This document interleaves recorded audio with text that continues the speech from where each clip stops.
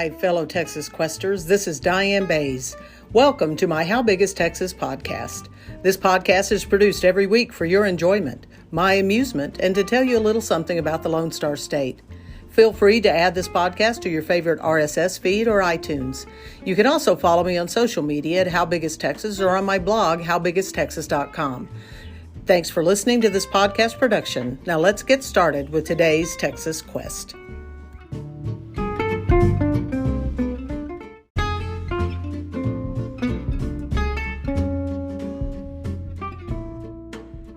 Hi, I'm Diane Bays, the number one quester at How Big is Texas, and your host for this podcast.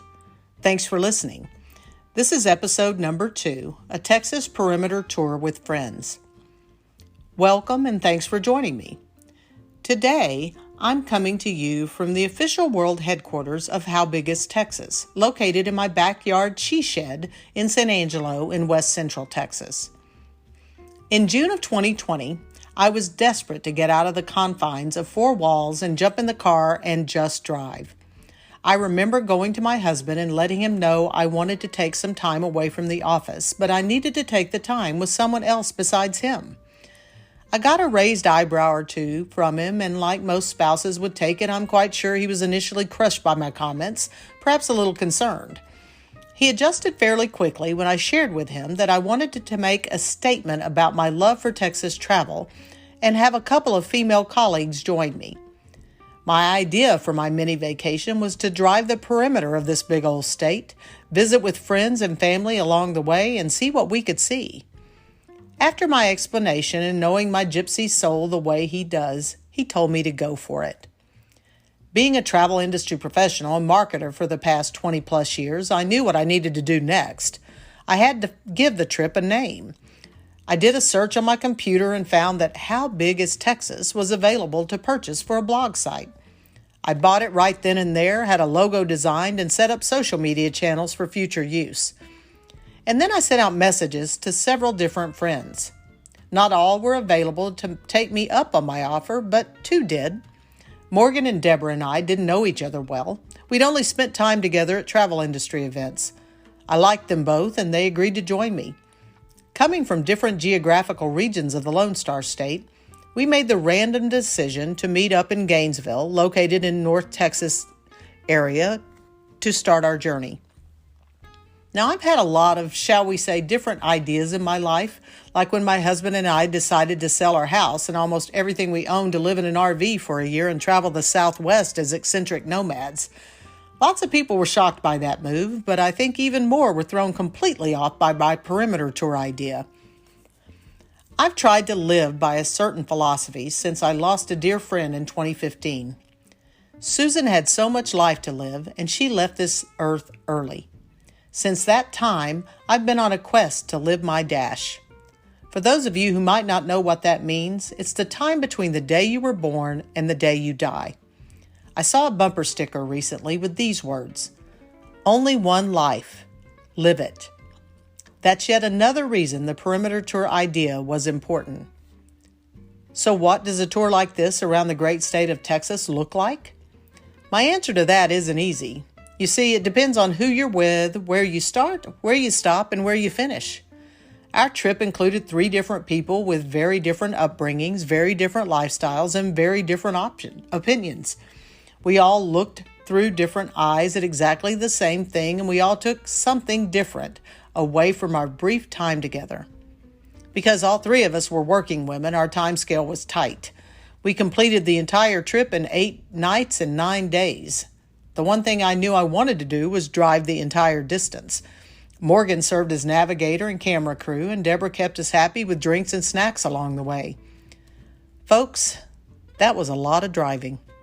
3,331 miles to be exact. Are there more miles around the perimeter?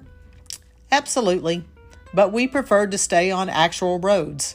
I had no desire to pay for a set of new tires for a rental car on a caliche road that wasn't located on a Google map. As I shared in my last podcast, we drove through every Texas ecoregion. Piney Woods, Gulf Coast prairies and marshes, Post Oak savanna, Blackland Prairie, Cross Timbers and Prairies, South Texas Plains, Edwards Plateau, Rolling Plains, High Plains, and Trans-Pecos. If you weren't counting while I named them, there are 10 according to Texas Parks and Wildlife. I love the diversity of this wonderful state's geography. More often than not, trees introduced us to the changes in the geography. Pine trees served as natural skyscrapers from the top of East Texas to the bottom, interspersed with a few magnolias and crepe myrtles, while palm trees swayed in the Gulf Coast breeze. Mesquites were introduced in South Texas, replaced by cactus and succulents in the Big Bend region. The mesquites reintroduced themselves in far West Texas along with tumbleweeds and dust devils. Trees disappeared altogether when we made our way up through the Texas Panhandle, where they were replaced by wheat, sorghum, and corn crops. We spotted the occasional oaks, like the big tree in Aransas County near Rockport, and junipers, my personal favorite allergy tree that provides cedar fever annually to the masses, were located in multiple locations along the way. I've always been told since taking Texas history as a young girl and for all my adult life that Texas means friendly. Some are trying to dispute that now, but having driven around the entire state, I'm going to hold by that definition. From start to finish, people we met along the way were kind, generous, and yes, friendly. Becky in Paris greeted us with a "Bonjour, y'all," and talked to us about her city as we stood under the second largest Eiffel Tower in the world thanks to the giant red cowboy hat that tops it. My aunt's neighbors in Bullard in East Texas, Stephanie and Clay, offered to cook our dinner and hosted us for a fresh caught crappie meal with all the fixins. And yes, it is pronounced crappie. That's a story for another day. The next day, my high school friend Darla went out of her way to drive to Jasper from Woodville to bring us a homemade Texas-shaped pound cake. My former classmate and president of Lamar State College, Tom, showed us how close we were to the Louisiana border from his campus and then gave us a quick tour. Dara and her husband, Chris, from Port Arthur, treated us to appetizers at a local restaurant. We had food and drinks provided by Ed and Susan on South Padre Island while watching the sun set over the Gulf of Mexico. I received seeds from tropical trees from Morgan's grandmother that were in her backyard. Friends in Laredo gave us goodie bags, and friends in Mission gave us T-shirts and a book about the citrus industry in South Texas. While in the Big Bend region, we ate a delicious dinner complimentary of our friend Robert in Terlingua, and our mutual friend Melissa joined us in Odessa for dinner during a crazy West Texas thunderstorm. Did any of them have to do that? No. They heard we were coming, and like all good neighbors, they invited us in or took care of us while we were visiting. That's what I like about Texas and Texans. I visit quite a few places due to my job in travel and tourism. I say hello when I pass people on the sidewalk, or at least smile at them, and it's always a bit of a shock to me when they give me the eye. You know the one. People who know me know I'm a bit reserved, so I don't necessarily start up a conversation most days with strangers, but I will, even if it makes me uncomfortable. I think it's almost expected that you'll be the welcome wagon, the conversation instigator, or the Southern charmer if you're from Texas. It's just what you do. And believe me, there are many of you out there who are far better at it than I am. By the time we completed our perimeter tour, we'd driven through more than 70 counties and over 100 towns and cities.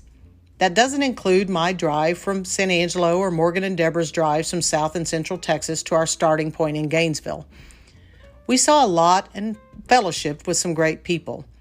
Those 9 days flew by for us.